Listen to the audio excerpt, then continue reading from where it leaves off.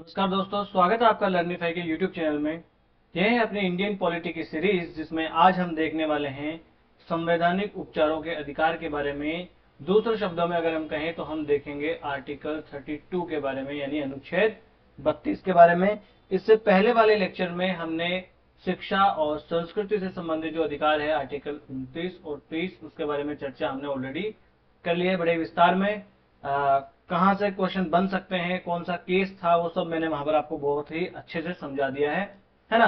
रही बात इस आर्टिकल की 32 की, तो यहाँ से क्वेश्चन ऑलरेडी पूछे जाते हैं। अगर आपने पिछले सालों के क्वेश्चन पेपर देखे हैं तो वहां से क्वेश्चन डायरेक्टली इनडायरेक्टली बनते हैं, है ना।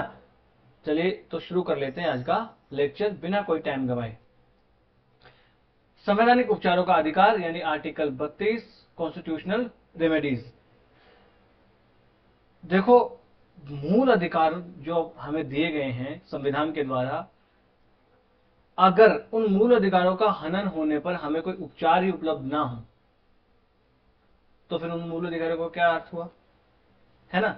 तो जो मूल अधिकार हमें दिए गए हैं, उन अधिकारों का अगर हनन होने पर हमें कोई उपचार ही उपलब्ध नहीं है, हम उनका हनन होने पर अगर कोर्ट में जा ही नहीं सकते हैं, तो फिर उनका कोई अर्थ नहीं होगा। इसलिए हमारे संविधान में शामिल किया गया आर्टिकल 32 यानी अनुच्छेद 32, जिसके तहत हमें दिया गया संवैधानिक उपचार प्राप्त करने का अधिकार।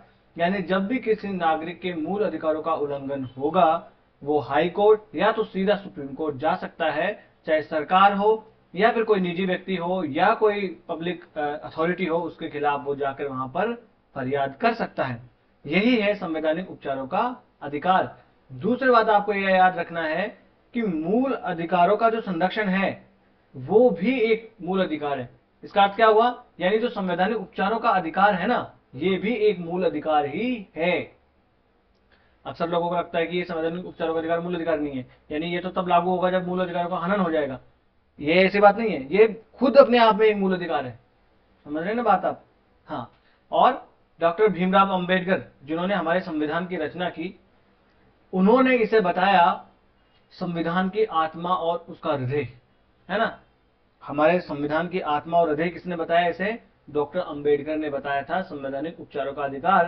क्योंकि इनका मानना था कि जब तक आर्टिकल 32 शामिल नहीं किया जाएगा, तब तक तो आपके इस संविधान का और आपके जो मौलिक अधिकार हैं, इनका कोई अर्थ ही नहीं रह जाएगा। भाई, अगर यही नहीं हो कि आप शिकायत किसी की कहां कर सकते हैं, तो फिर क्या अर्थ है उसका अधिकार देने का, है ना। तो वही है, इसमें इसके तहत जो है शिकायत की जा सकती है, चाहे वो सरकार हो चाहे कोई पब्लिक अथॉरिटी हो, उसकी शिकायत की जा सकती है ना। सुप्रीम कोर्ट ने क्या कहा? सुप्रीम कोर्ट ने यह व्यवस्था दी कि आर्टिकल 32 जो है वो संविधान की एक मूल विशेषता है। और ये मूल विशेषता यानी बेसिक स्ट्रक्चर, ये कब आया था?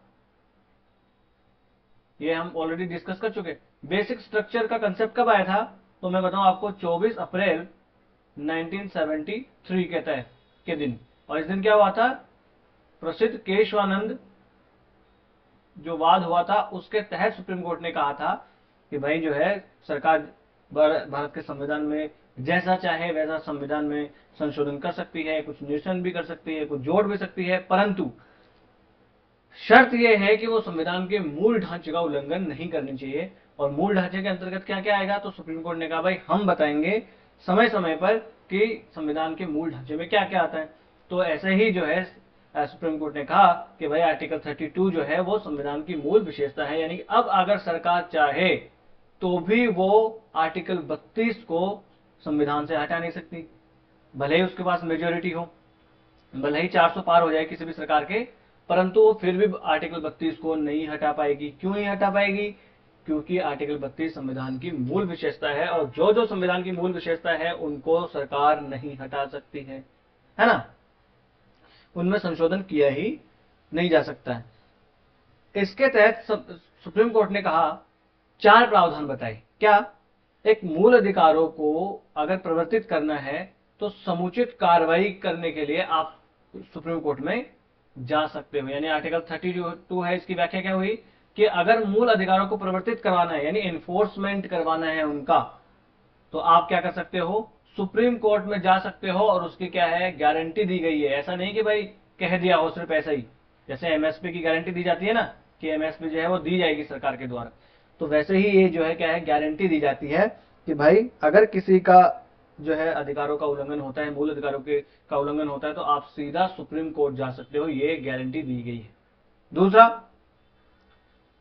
सुप्रीम कोर्ट ने जो है अपना, उसको मूल अधिकार के संबंध में कोई भी वो निर्देश जारी कर सकता है, कोई भी आदेश जारी कर सकता है ना, कोई ऑर्डर या डिक्री पास कर सकता है सरकार के खिलाफ हो या जिसके भी खिलाफ हो, है ना। और ऐसी डिक्री या जो आदेश होते हैं वो मुख्यतया 5 होते हैं। कौन सा? एक बंदी प्रत्यक्षीकरण, एक परमादेश, एक प्रतिषेध उत्प्रेषण और एक है अधिकार प्रक्षा।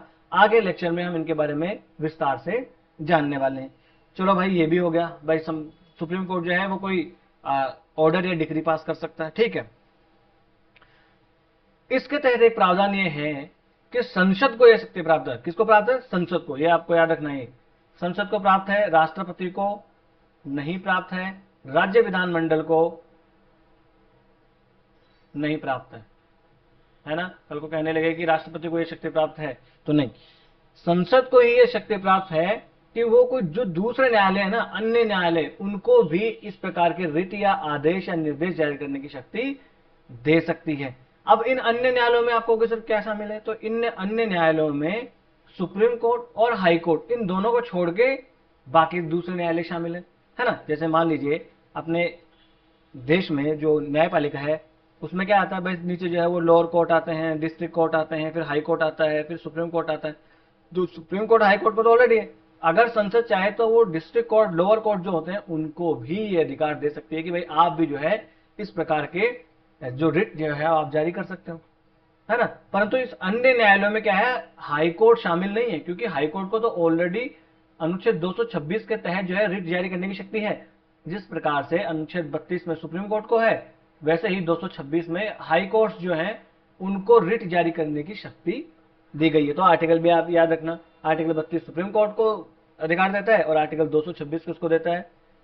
हाई कोर्ट्स को देता है, ठीक है साहब। अब चौथा प्रावधान यहां पर क्या किया गया? चौथा प्रावधान ये किया गया कि ये जो मूल अधिकार है, इन मूल अधिकारों का निलंबन किया जा सकता है। कब किया जा सकता है? तो जब भी हमारे यहाँ राष्ट्रीय आपातकाल लागू होगा ना, आर्टिकल 352 के तहत जो लगता है ना, वो राष्ट्रीय आपातकाल लागू होगा, तो इन मूल अधिकारों का थोड़े दिनों के लिए निलंबन किया जा सकता है। ये चौथा जो है प्रावधान इसमें किया गया।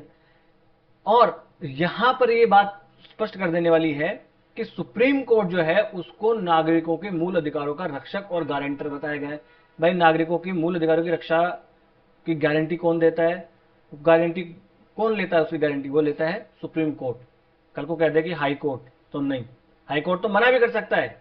अगर आपके मूल अधिकारों का हनन हुआ है और आप हाई कोर्ट जाते हो तो हाई कोर्ट मना कर सकता है, परंतु सुप्रीम कोर्ट मना नहीं कर सकता, क्योंकि नागरिकों के मूल अधिकारों का रक्षक और गारंटर किसे कहा गया है? सुप्रीम कोर्ट को। तो वो अपनी जिम्मेदारी से भाग नहीं सकता, है ना। इस प्रकार से क्या होता है, उसकी मूल और विस्तृत शक्तियां होती है किसके पास? सुप्रीम कोर्ट के पास। मूल अधिकार क्या होते हैं सुप्रीम कोर्ट के? जब सुप्रीम कोर्ट हम पढ़ेंगे तब देखेंगे कि कुछ ऐसे उसके पास अधिकार होते हैं जो उसकी मूल शक्तियां या विशेषाधिकार होते हैं कि वो सिर्फ सुप्रीम कोर्ट में ही आ सकता है ना। तो इस प्रकार से एक मामले में देखा जाए तो जो रिट जारी करने का अधिकार है वो भी सुप्रीम कोर्ट का मूल अधिकार है कि सुप्रीम कोर्ट में कोई अपील लेके आए तभी वो रिट जारी करेगा, ऐसा नहीं है। सीधा अगर सुप्रीम कोर्ट में आए तो भी वो ये रिट जारी कर सकता है ना। यही देखिए यहां पर लिखा है कि बिना अपीली प्रक्रिया के सीधा वो हाई कोर्ट में जा सकता है ना। इसलिए ये जो शक्तियां दी गई है आर्टिकल 32 के तहत सुप्रीम कोर्ट को, ये सिर्फ आदेश देने और निर्देश देने तक ही सीमित नहीं है, ये रिट जारी कर सकता है ना। कि भाई कोई निर्देश दे दिया, गाइडेंस दे दिया, ऐसा इंस्ट्रक्शन दे दिया, ऐसा नहीं है। सिर्फ सुप्रीम कोर्ट सीधा रिट जारी कर सकता है, और रिट जारी करी इसका मतलब है कि फिर वो फॉलो करनी ही आपको पड़ेगी। अगर नहीं तो फिर सुप्रीम कोर्ट क्या करेगा? मानहानि का केस लगाएगा आप पे और आपको जेल में डालेगा। आपको मतलब जो भी पब्लिक अथॉरिटी है जो सुप्रीम कोर्ट की रिट का पालन नहीं कर रही है ना। और मूल अधिकारों की ही गारंटी दी गई अनुच्छेद 32 के तहत। क्या किया गया है? सिर्फ और सिर्फ मूल अधिकारों की गारंटी दी गई है। कोई दूसरे अधिकारों का उल्लंघन होता हो और वो आ जाए सुप्रीम कोर्ट में सीधा, तो सुप्रीम कोर्ट क्या कहेगा? भाई आप जाओ, पहले नीचे लोअर कोर्ट्स में जाओ, हाई कोर्ट में जाओ, फिर मेरे पास आना। सिर्फ सुप्रीम कोर्ट जो है वो सिर्फ संविधानों जो मूल अधिकार जो है उनके उल्लंघन के मामले में ही सीधा जो है वो केस सुन सकता है, बाकी केस में नहीं सुन सकता। कोई असंवैधानिक अधिकार है, कोई गैर मूल अधिकार जो है वो है, कोई लौकिक अधिकार है, जैसे मान लीजिए संपत्ति का अधिकार है। संपत्ति का अधिकार क्या है? ये मूल अधिकार नहीं है, मूल अधिकार नहीं है। तो आप कल को संपत्ति के हनन आपका हो रहा है इस अधिकार का, और आप सुप्रीम कोर्ट चले जाओ तो सुप्रीम कोर्ट क्या कहेगा? भाई पहले आप क्या करो, पहले आप हाई कोर्ट जाओ, क्योंकि ये आपका मूल अधिकार नहीं है ना। तो ये यहां पर कहना चाहते हैं। फिर क्या हुआ? अनुच्छेद 32 के तहत सुप्रीम कोर्ट कार्रवाई करे, इसके लिए अनिवार्य शर्त यह है कि किसी न किसी मूल अधिकार का हनन होना चाहिए। यानी अगर आप रिट जारी करवाना चाहते हो सुप्रीम कोर्ट से, तो किसी न किसी अधिकार का उल्लंघन जो है वो होना चाहिए। बिना किसी मूल अधिकार के उल्लंघन के आप सुप्रीम कोर्ट में नहीं जा सकते। आप ये कह दो कि सर देखो इसमें जो है ये हमारा अधिकार है, और या हमारा मूल अधिकार 19 है और इसका उल्लंघन हो सकता है, तो ऐसा नहीं। पहले आपको मूल अधिकार का उल्लंघन हुआ, आपको जैसे बंदी प्रत्यक्षीकरण जारी करते हैं, तमाम इसमें जारी करते हैं, हम आगे देखेंगे। तो क्या आपको बंदी बनाया गया है? आपको ऐसा नहीं मुझे सर बंदी बना सकता है, आपको बंदी बनाया गया है पहले, है ना। तभी तो उल्लंघन होना आपको बहुत जरूरी है इसमें अगर कोई कार्यपालिका का आदेश है, कोई विधायिका की संवैधानिकता का निर्धारण करना है कि भाई देखो साहब ये विधायिका जो है यानी कि संसद इस प्रकार का कानून बना दिए, क्या ये बना सकती है कि नहीं बना सकती है, ये तो मूल अधिकारों का हनन हो सकता है, तो ऐसा नहीं जा सकते आप, है ना। ऐसे आप सुप्रीम कोर्ट में नहीं जा सकते। आपके किसी मूल अधिकार का उल्लंघन होना चाहिए कार्यपालिका की उस आदेश के द्वारा, और कोई जो विधि बनाई गई है उसके द्वारा। जब सीधा आपके मूल अधिकार का हनन होगा तभी सुप्रीम कोर्ट सुनेगा, है ना। तो मूल अधिकार का हनन होना इसकी अनिवार्य शर्त है ना। अब मूल अधिकारों के बारे में जो क्रियान्वयन करता है सुप्रीम कोर्ट आर्टिकल 32 के तहत, वो सुप्रीम कोर्ट का एक मूल क्षेत्राधिकार तो है पर अनन्य नहीं। अब कहोगे सर इसका मतलब समझो, देखो मूल होने का अर्थ ये हुआ कि बिना अपील के आप सीधा सुप्रीम कोर्ट जा सकते हो। नॉर्मली क्या होगा, आप हाई कोर्ट में जाओगे, या उससे पहले आप डिस्ट्रिक्ट कोर्ट में जाओगे, फिर उससे ऊपर अपील के हाई कोर्ट में, और फिर हाई कोर्ट की अपील सुप्रीम कोर्ट में करोगे, है ना। तो ये तो क्या हो गया, अपीली अधिकार हो गया। मूल का अर्थ क्या है कि आप सीधा इनको बाईपास करते हुए सीधा जो है सुप्रीम कोर्ट में जा सकते हो। ये क्या हो गया, मूल। मतलब अगर आपके मूल अधिकार को हनन हुआ तो आप सीधा जो है बाईपास करते हुए सुप्रीम कोर्ट के पास जा सकते हो। यानी मूल क्षेत्राधिकार तो है पर अनन्य नहीं। अनन्य का मतलब क्या है, एक्सक्लूसिव। अनन्य को हिंदी में क्या कहते हैं, एक्सक्लूसिव। कभी कभी क्या होता है इंग्लिश में वो वर्ड्स पढ़ने से समझ में आ जाता है। एक्सक्लूसिव का अर्थ क्या हुआ कि ये सिर्फ इसी का ही अधिकार नहीं है। कभी नहीं देखा आपने एक्सक्लूसिव ऑफर्स आते रहते हैं फ्लिपकार्ट पे, अमेजोन पे, तो क्या हुआ, मतलब वो उसी फ्लिपकार्ट या अमेजोन पे ही चल रहा होगा, वो और कहीं नहीं चल रहा होगा। तो यही है एक्सक्लूसिव का मतलब हो गया कि ये सिर्फ सुप्रीम कोर्ट का अकेले का ही अधिकार नहीं, आप हाई कोर्ट में तो जा सकते हो। इसलिए मूल तो है पर वो एक्सक्लूसिव यानी अनन्य अधिकार नहीं है। ऐसा स्टेटमेंट यूपीएससी बना देती है। बड़े ही ध्यान से ये स्टेटमेंट आपको देखने हैं। यही छोटी छोटी गलतियां होती है। अक्सर जो नए नए बच्चे होते हैं वो क्या करते हैं, हाँ ऊपर ऊपर से पढ़ लिया, हाँ जी पढ़ लिया मूल है, अनन्य नहीं है, पढ़ लिया। पर जब एग्जाम में स्टेटमेंट आएगा, एक क्वेश्चन तो आएगा नहीं और एक स्टेटमेंट आएगा नहीं, तो आपको फिर वहां पर कंफ्यूजन हो सकती है। इसलिए दिमाग खोल के ठीक से इसको पढ़ना है। यानी मूल तो है पर वो अनन्य उसका अधिकार नहीं है ना। उसका जुड़ाव किससे है, अनुच्छेद 226 के तहत वो हाई कोर्ट में तो जा सकता है ना। इस तरीके से हाई कोर्ट जो है उसकी मूल शक्तियों में निर्देश जारी करना हो गया, आदेश जारी करना, रिट जारी करना और अधिकारों का क्रियान्वयन करना भी आता है ना। तो हाई कोर्ट पे तो जारी कर सकता है रिट, हाई कोर्ट पे तो निर्देश जारी कर सकता है, हाँ, है ना। इसका मतलब क्या हुआ, अगर किसी नागरिक के अधिकारों का उल्लंघन होता है तो वो हाई कोर्ट जा सकता है या तो वो सीधे सुप्रीम कोर्ट जा सकता है। वो दोनों में से कहीं पर भी जा सकता है। सीधे सुप्रीम कोर्ट भी जा सकता है और हाई कोर्ट भी जा सकता है। परंतु बात यह है कि अगर आप हाई कोर्ट जाते हैं पहले, तो आपके पास में है या कुछ ऐसा है, तो पहले आपको हाई कोर्ट ही जाना चाहिए। सुप्रीम कोर्ट आपको यही कहेगा कि आप पहले हाई कोर्ट में ही जाओ अगर ऐसी कोई बात है तो, है ना। ठीक है, इस तरीके से हो गया। आर्टिकल 32 जो है वो ये रोक नहीं लगाता कि आप जो कोई वैकल्पिक उपचार प्राप्त करो। वैकल्पिक उपचार में अगर रोक लगाता तो आप हाई कोर्ट में नहीं जा सकते थे, आप सीधा सुप्रीम कोर्ट में आ सकते थे। तो ये कोई वैकल्पिक उपचार प्राप्त करने पर रोक नहीं लगाता है। यानी कि आप 226 के तहत, आर्टिकल 226 के तहत हाई कोर्ट में भी जा सकते हो। और कानून या कायदा तो यही कहता है ना, परंपरा यही कहती है कि आपको पहले हाई कोर्ट में ही जाना चाहिए। माफ कीजिएगा, एक बार मैं पानी पी लूं। अब हम देखेंगे रिट। अब आप कहोगे सर इतनी देर होगी रिट की रिट लगाते हुए, तो ये रिट क्या चीज है? तो आर्टिकल 32 के तहत तो सुप्रीम कोर्ट और आर्टिकल 226 के तहत हाई कोर्ट जो है वो ऐसे रिट जारी कर सकते हैं। ये रिट जैसे कि बंदी प्रत्यक्षीकरण हो गया, परमादेश, प्रतिषेध, उत्प्रेषण हो गया और अधिकार प्रक्षा हो गया। 5 मुख्य मुख्य रिट है, ये आपको याद रखना है अच्छे से। अभी आगे देख लेते हैं, है ना। अनुच्छेद 32 जो है वो संसद क्या कर सकती है? अनुच्छेद 32 के तहत किसी दूसरे न्यायालय को भी रिट जारी करने का अधिकार दे सकती है ना। फिलहाल ऐसी कोई व्यवस्था नहीं है अपने यहाँ। आर्टिकल 32 के तहत सिर्फ सुप्रीम कोर्ट और 226 के तहत सिर्फ हाई कोर्ट जो है वो रिट जारी कर सकते हैं। दूसरे न्यायालयों को यह अधिकार अभी अपने यहाँ नहीं दिया गया। ये अधिकार देगा कौन? तो संसद ये अधिकार देगा, ना राष्ट्रपति अधिकार देगा, ना कोई राज्य विधानमंडल ये अधिकार देने वाला है। समझ में आई आपको बात, है ना। 1950 से पहले क्या हुआ करता था? सिर्फ 3 हाई कोर्ट जो हुआ करते थे वही रिट जारी कर सकते थे। आप कहोगे सर 3 कौन से? हम याद कैसे रखेंगे? तो ब्रिटिश काल में अपने यहाँ कितनी प्रेसिडेंसियां हुआ करती थी? तो आप कहोगे सर 3 हुआ करती थी। कौन सी? बोले सर एक तो कलकत्ता, ठीक है साहब। एक कौन सी? एक बम्बई।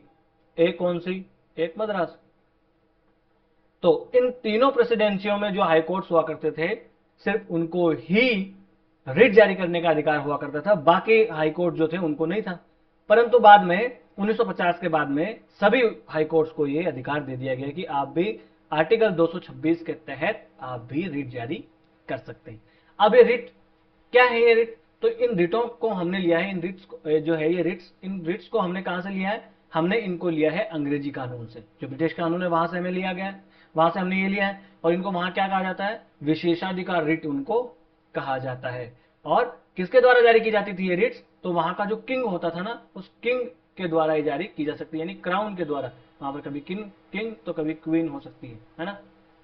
तो किंग के द्वारा वो वहां पर जारी किया जाता था। और इन्हें क्या कहा जाता था? न्याय का झरना कहा जाता था। जैसे न्याय की जंजीर अपने यहाँ किसने बांधी थी? जहांगीर ने न्याय की जंजीर लगाई थी ना, वैसे यहां पर इस प्रकार के इन्हें क्या कहा जाता था? न्याय का झरना। यानी किसी को भी कोई दिक्कत हो तो आप सीधा राजा के पास जा सकते हो। राजा के पास जाना आसान थोड़ी होता है, परंतु इन रिट्स के माध्यम से आप सीधा राजा के पास जा सकते हो और राजा जी जो है फिर आपको कोई दिक्कत है उसके खिलाफ क्या कर सकते हैं? कोई आदेश जारी कर सकते हैं। बाद में आगे चलकर धीरे धीरे इन रिट्स को जो है हाई कोर्ट्स के द्वारा जारी करना शुरू कर दिया। और ये रिटें जो है वो ब्रिटिश लोगों के अधिकार और स्वतंत्रता को कायम रखने के लिए बहुत ही महत्वपूर्ण वहां पर साबित हुई ब्रिटेन के हैं। इसीलिए फिर इसको भारत में भी ले लिया गया कि भाई ये बहुत अच्छी चीजें हैं तो इनको भारत में भी अपनाना चाहिए। अब यहां पर ये रिट जारी करने से संबंधित सुप्रीम कोर्ट और साथ ही साथ हाई कोर्ट के बीच में क्या डिफरेंसेस है वो हम देख लेते हैं। मुख्य मुख्य 3 डिफरेंसेस है। ये तीनों डिफरेंस आपको याद रखने हैं। एग्जाम्स में ऐसा कैसा स्टेटमेंट जो है वो पूछा जा सकता है ना। पहला तो क्या हुआ? इधर मान लीजिए सुप्रीम कोर्ट लिख लेते हैं, इधर हाई कोर्ट लिख लेते हैं। सुप्रीम कोर्ट क्या कर सकता है? सिर्फ और सिर्फ मूल अधिकार जो है, मूल अधिकार इनसे संबंधित कोई मामला है तभी रिट जारी कर सकता है। परंतु हाई कोर्ट क्या कर सकता है? मूल अधिकार तो है ही, प्लस कुछ दूसरे अधिकार भी हैं, है ना। कोई अन्य अधिकार हैं उनका उल्लंघन होता है तो भी हाई कोर्ट जो है वो रिट जारी कर सकता है। क्या कर सकता है? रिट जारी कर सकता है हाई कोर्ट। मूल अधिकार से संबंधित तो कर ही सकता है, साथ साथ कोई दूसरे अधिकार हैं उनसे रिलेटेड अगर कोई मामला आए हाई कोर्ट के पास में तो भी हाई कोर्ट जो है वो इन रिटों का प्रयोग कर सकता है। अन्य अधिकार में क्या आ गया भाई? जो मूल अधिकार नहीं है उसका उल्लंघन हो गया। जैसे संपत्ति का अधिकार आप ले लीजिए, सबसे बढ़िया संपत्ति का अधिकार है। अब संपत्ति का अधिकार क्या है? ये कोई मूल अधिकार नहीं है। मूल अधिकार नहीं है ना, ये मूल अधिकार नहीं है, परंतु ये संवैधानिक अधिकार तो है, एक लीगल राइट तो है।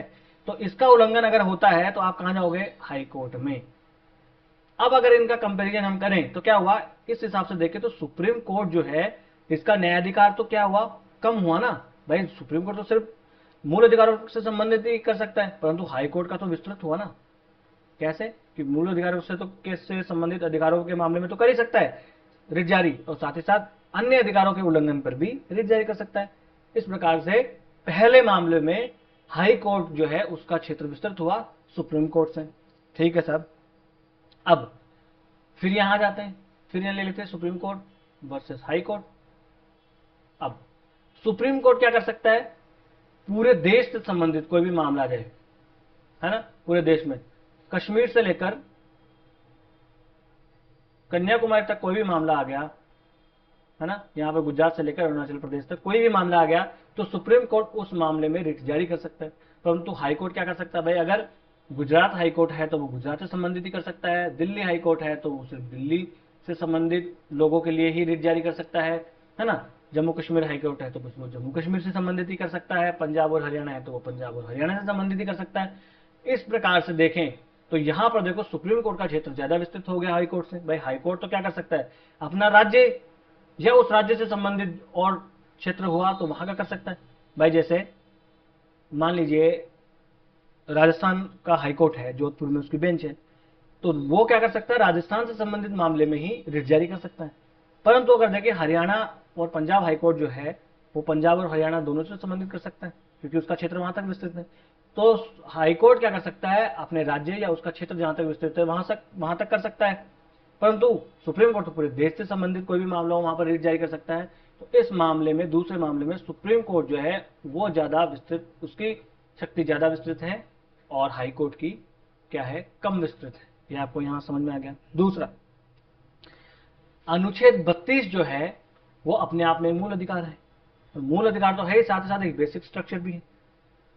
और मूल अधिकारों का रक्षक और गारंटर किसे कहा गया है, रक्षक प्लस गारंटर, ये कौन है, सुप्रीम कोर्ट, एक हाई कोर्ट नहीं है।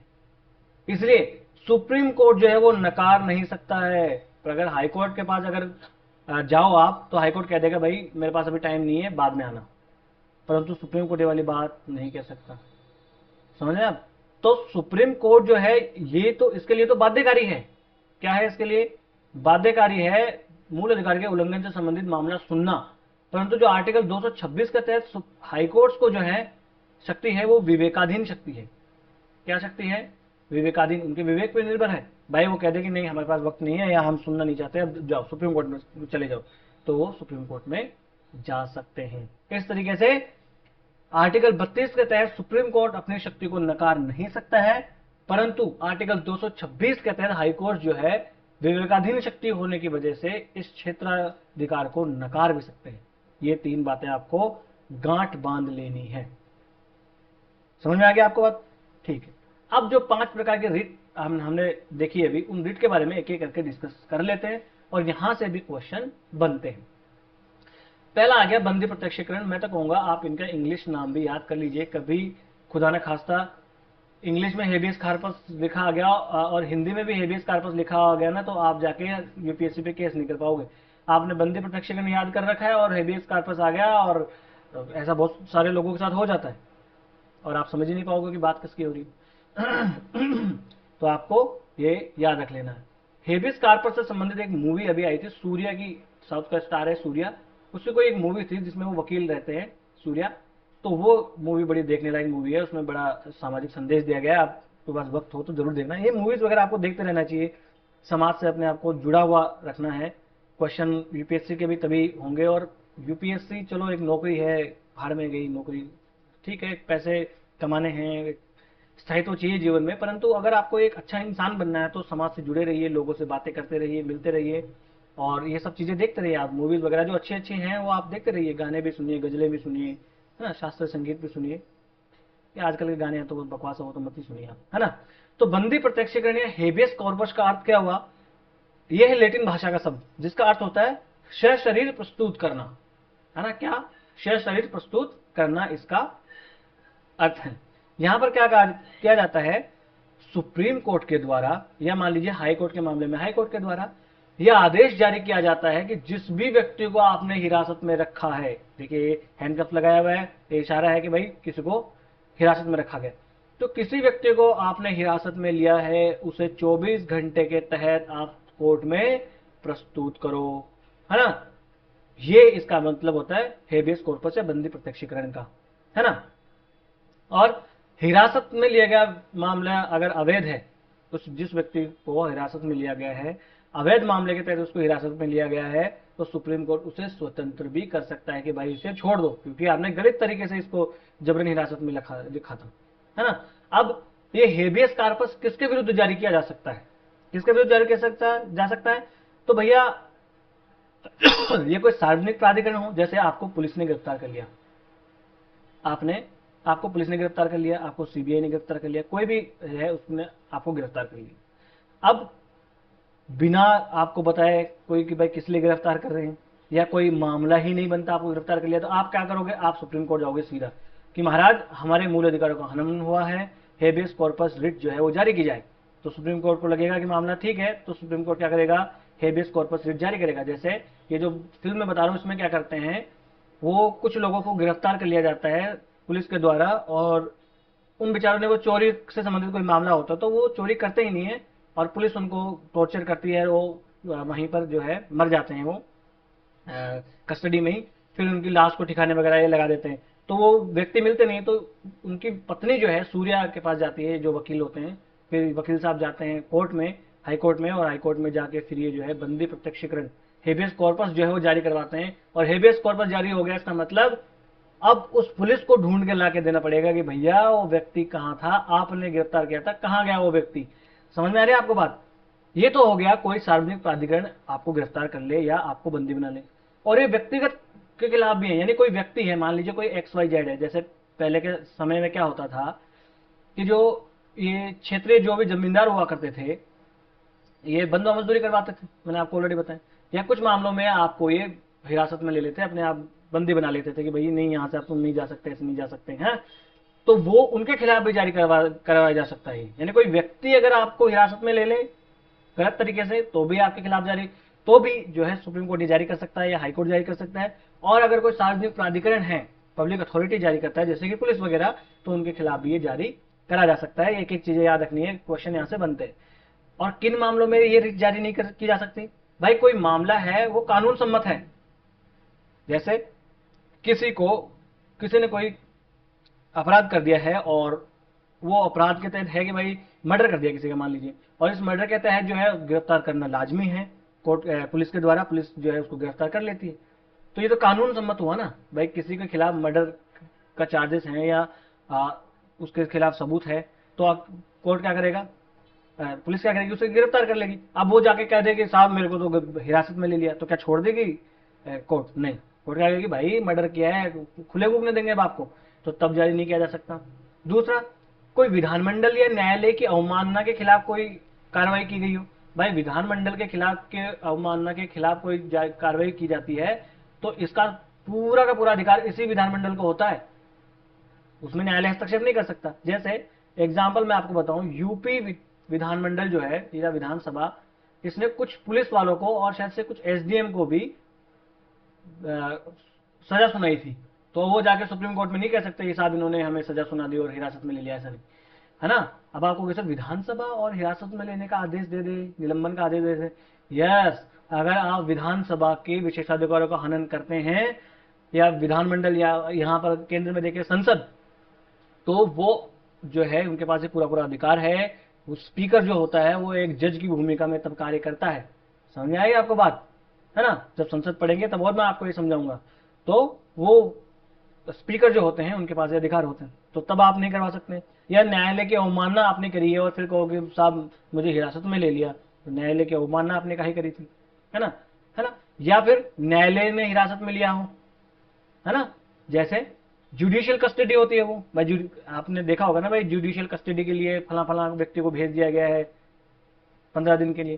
तो अब उसमें जाकर कह दोगे साहब हमें देखो हिरासत में भेज दिया गया 15 दिन में, हमें तो ये बाहर करवाओ बंदी प्रत्यक्षीकरण के तहत। तो नहीं भाई, जुडिशियल कस्टडी के तहत अगर आपका हुआ है, मतलब आपने कोई कांड करा है और कानून के तहत ये कार्य हुआ है, इसका मतलब आपको नहीं किया जाएगा, बाहर नहीं किया जाएगा। दूसरा, अगला, हिरासत न्यायालय के क्षेत्राधिकार से ही बाहर हो जाए। जैसे राजस्थान का मामला है बंदी प्रत्यक्षीकरण का, और आप जाके तमिलनाडु में कोई हाई कोर्ट में जाके केस लड़ रहे हो कि महाराज ये राजस्थान की पुलिस को आप आदेश दें, और जो है आप क्या करोगे, ये राजस्थान सरकार को आप आदेश दें, तो नहीं, ये इसके क्षेत्राधिकार में नहीं है।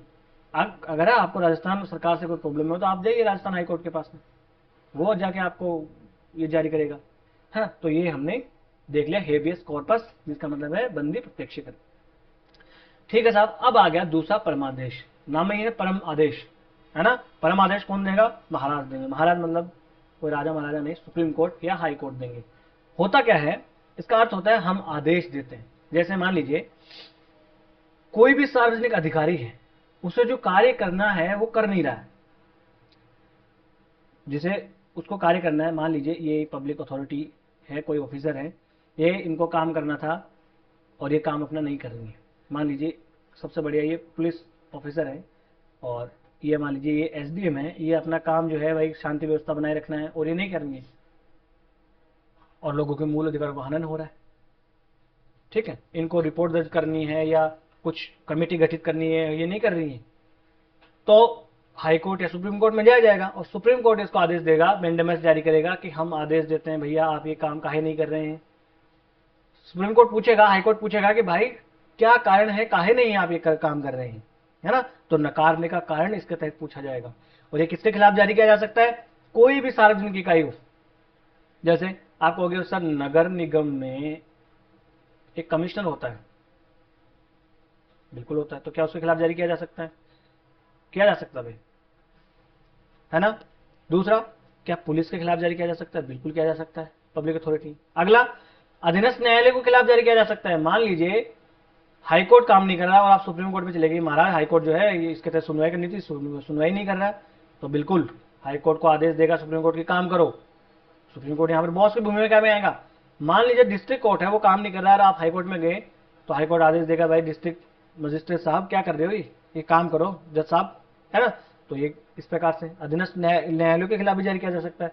कोई ट्रिब्यूनल है, कोई प्राधिकरण है, ट्राइब्यूनल, कोई ट्रिब्यूनल है तो उसके खिलाफ भी जारी किया जा सकता है। और कोई सरकार है उसके खिलाफ, चाहे वो सेंट्रल गवर्नमेंट हो चाहे फिर वो स्टेट गवर्नमेंट हो, उनके खिलाफ भी ये जारी किया जा सकता है परमादेश। तो आपको याद रखना है, सार्वजनिक इकाई कोई भी हो, चाहे वो निगम हो, है ना, कोई सार्वजनिक निगम है, जैसे मान लिया ओएनजीसी है, तो क्या जारी किया जा सकता है, बिल्कुल किया जा सकता है ना। अधीनस्थ न्यायालय है तो बिल्कुल किया जा सकता है। प्राधिकरण कोई है, ट्रिब्यूनल्स वगैरह है या सरकार है उसके खिलाफ, तो बिल्कुल किया जा सकता है ना। वैसे भी आर्टिकल 12 में मैंने बताया था कि राज्य की परिभाषा में क्या आते हैं, तो निगम आते हैं ना राज्य की परिभाषा में। हाँ। किन के खिलाफ जारी नहीं किया जा सकता, पहला, कोई निजी व्यक्ति है उसके खिलाफ जारी नहीं किया जा सकता। देखो बंदी प्रत्यक्षीकरण निजी व्यक्ति के खिलाफ जारी किया जा सकता था, परंतु यहां पर परमादेश निजी व्यक्ति के खिलाफ जारी नहीं किया जा सकता। या कोई ऐसा विभाग जो गैर संवैधानिक है, संविधान में जिसका कोई वो नहीं है ना, तो उनके खिलाफ नहीं जारी किया जा सकता। जब मामला विवेकानुसार हो, यानी एसडीएम साहिबा का यहाँ पर जो है विवेकाधीन शक्ति उनके पास में कि मैं यहाँ पर जो है वो एक्शन लूं या ना लूं, तो फिर कोर्ट नहीं कह सकता है, क्योंकि विवेक तो इनका है ना एसडीएम का। आप विवेक जब आप नहीं बता दोगे तो फिर इनका विवेक कहाँ गया। कल को कोई बात होगी तो फिर तो ये तो आपका विवेक हो गया ना जज साहब, इनका थोड़ी। तो विवेकाधीन शक्ति में जो है वो परमादेश जारी नहीं किया जा सकता। अब कल को आप जाओ राष्ट्रपति के खिलाफ, महाराज राष्ट्रपति ये काम नहीं कर रहे, राज्यपाल ये काम नहीं कर रहे, तो क्या किया जा सकता है, नहीं यार, वो सर्वोच्च संवैधानिक पद है, उनके खिलाफ ये जारी नहीं किया जा सकता। अब आप कल को हाई कोर्ट और जो है उनके चीफ जस्टिस जो है उनके खिलाफ भी जाके जारी कर दो कि महाराज ये हाई कोर्ट के चीफ जस्टिस है ये काम नहीं कर रहे, तो उनके खिलाफ भी जारी नहीं किया जा सकता। जो न्यायिक क्षमता में कार्य कर रहे हैं अभी, उनके खिलाफ भी जारी नहीं किया जा सकता, ये आपको याद रखना है। अगला आ जाता है प्रतिषेध या प्रोहिबिशन। प्रतिषेध का मतलब क्या होता है भाई, रोक दो, मतलब रोक दो। ये कब जारी किया जाता है, ये जारी तब किया जाता है जब सुप्रीम कोर्ट या हाई कोर्ट को ये लगे कि भाई बेटा रहने दो, आपकी बस की बात नहीं है, तुमसे नहीं हो पाएगा, है ना, तुमसे नहीं हो पाएगा। जब ऐसा लगे हाई कोर्ट या सुप्रीम कोर्ट को, तो सुप्रीम कोर्ट या हाई कोर्ट क्या करता है, प्रोहिबिशन जो है वो जारी कर देता है। और अब सुप्रीम कोर्ट को ऐसा लगेगा क्यों, तो इस सुप्रीम कोर्ट को लगेगा भाई कोई भी ट्रिब्यूनल है, कोई भी अधीनस्थ न्यायालय है, सबॉर्डिनेट कोर्ट्स हैं, है ना, वो अपने न्यायाधिकार से ज्यादा जाकर काम कर रहे हो। समझ पा रहे हैं आप भाई। कभी कभी ऐसा होता है कि उसको ये अधिकार ही नहीं है, वो ज्यादा जाकर काम कर दिया। जैसे कि आरबीआई ने क्या करा, आरबीआई ने एक आदेश जारी किया और जो बिटकॉइन होते हैं ना, ये क्रिप्टो करेंसी, इसके ऊपर पूर्णतः रोक लगा दी। इसके ऊपर क्या कर दिया, पूर्णतः रोक लगा दी कि अब इसका कोई व्यापार वगैरह कर ही नहीं पाएगा। तो भैया जो जो बिटकॉइन का व्यापार करते थे वो आर्टिकल 19 के तहत चले गए सुप्रीम कोर्ट के पास में कि महाराज हमारा तो व्यवसाय करने का अधिकार है और संसद ने ऐसा कोई कानून नहीं बना रखा है जिसमें की तहत जिसके तहत जो है बिटकॉइन या क्रिप्टो करेंसी के व्यापार को रोका जा सके। तो महाराज हमारे व्यवसाय करने के अधिकार का उल्लंघन किया है आरबीआई ने, इसलिए आप जो है इसको रोके। तो सुप्रीम कोर्ट ने कह दिया कि भैया आरबीआई महाराज ये आपके क्षेत्राधिकार के तहत ही नहीं है, है ना, आपके क्षेत्राधिकार के तहत नहीं आता ये काम।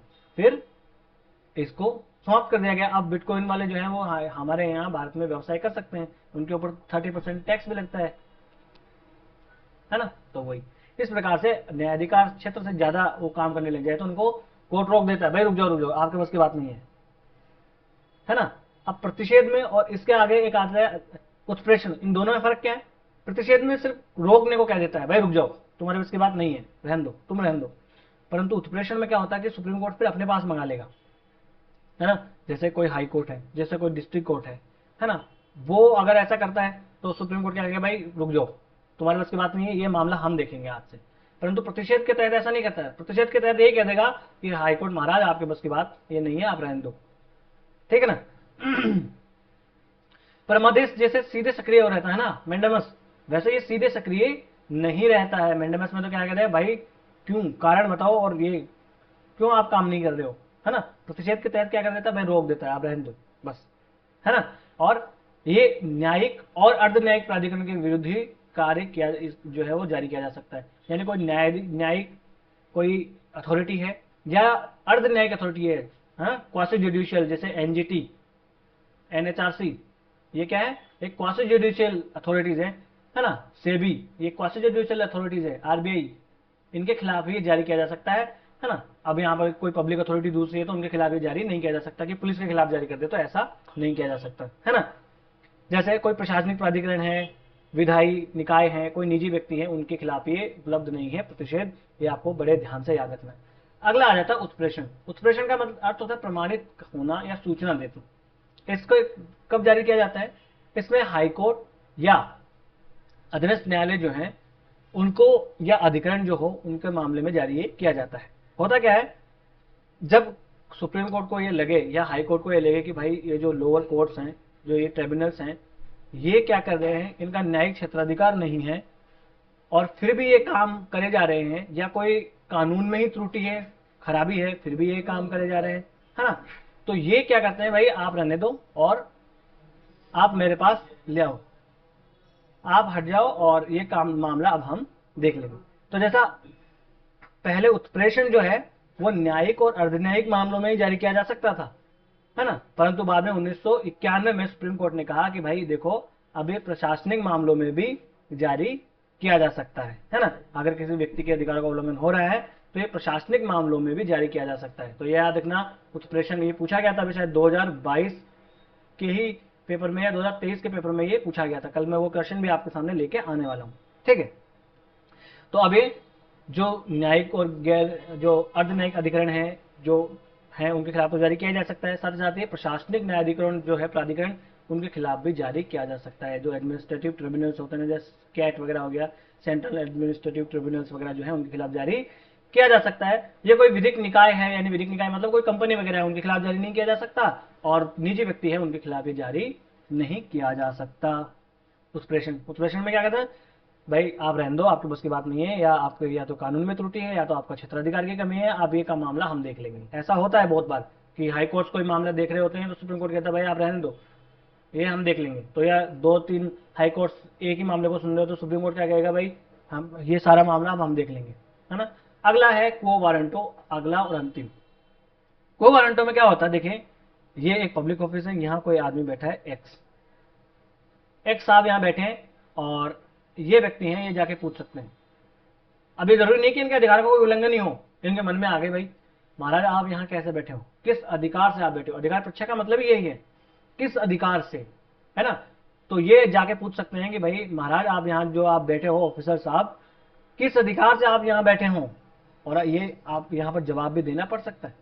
अगर ये जवाब नहीं देते हैं तो ये हाईकोर्ट या सुप्रीम कोर्ट जाएंगे कि महाराज ये व्यक्ति जो है हमें डाउट है कि इस आदमी के पास यहाँ बैठने का अधिकार नहीं है और फिर भी ये इस पद पे बैठा हुआ है, आसीन है ना, इसके लायक ही नहीं है व्यक्ति, या इसके पास अधिकार ही नहीं है ना, अवैध ग्रहण कर रखा है इसने पद। तो फिर सुप्रीम कोर्ट या हाई कोर्ट में जाए तो सुप्रीम कोर्ट हाई कोर्ट जो है क्वो वारंटो जारी करेगा, और इसका मतलब होता है किस अधिकार से। व्यक्ति को पूछा जाएगा कि महाराज आप बताओ किस अधिकार से आप यहाँ पर बैठे हो। अगर वो जवाब दे पाते हैं कि इस अधिकार से तो ठीक है, नहीं तो उनको हटना पड़ेगा, है ना। अब ये जो है ये किसके खिलाफ जारी किया जा सकता है, ये जारी किया जा सकता है कोई भी सार्वजनिक कार्यालय जो है वहां उसके खिलाफ भी जारी किया जा सकता है। इसमें याद रखने वाली बात यह है कि यहाँ पर जैसे जो चारों डेट थी वहां पर तो किसी के मूल अधिकार का उल्लंघन हुआ वही जारी कर सकता था, वही जा सकता था कोर्ट में। पर यहाँ देखिए वो व्यक्ति भी जा सकता है जिसके अधिकारों को कोई उल्लंघन नहीं है, वो पीड़ित है ही नहीं है, फिर भी उसको बस खुजली मची है कि भाई यहाँ पर क्यों बैठे हो आप, मेरे को पूछना है बस। तो वो भी जारी कर जा सकता है कोर्ट में कि महाराज मुझे लग रहा है ये गलत तरीके से यहाँ बैठा है ना। तो इस तरीके से वो वारंट हो या जो अधिकार परीक्षा है वो पीड़ित व्यक्ति ही जाके जाए कोर्ट में, ऐसा जरूरी नहीं है, कोई भी जा सकता है। ये किसके खिलाफ जारी नहीं किया जा सकता, तो कोई मंत्रित्व कार्यालय है या कोई निजी कार्यालय है उसके खिलाफ जारी नहीं किया जा सकता। आप किसी मंत्री को जाकर ये नहीं कह सकते महाराज आप जो है यहाँ पर क्यों बैठे हो। धर्मेंद्र प्रधान को आप जाकर ये नहीं कह सकते कि धर्मेंद्र प्रधान जी आप जो है शिक्षा मंत्री क्यों बने हो, जबकि नीट और नेट की एग्जाम तमाम एग्जाम जो है यहाँ पर इनके पेपर जो है वो लीक हो गए, तो आप यहाँ क्यों बैठे हो।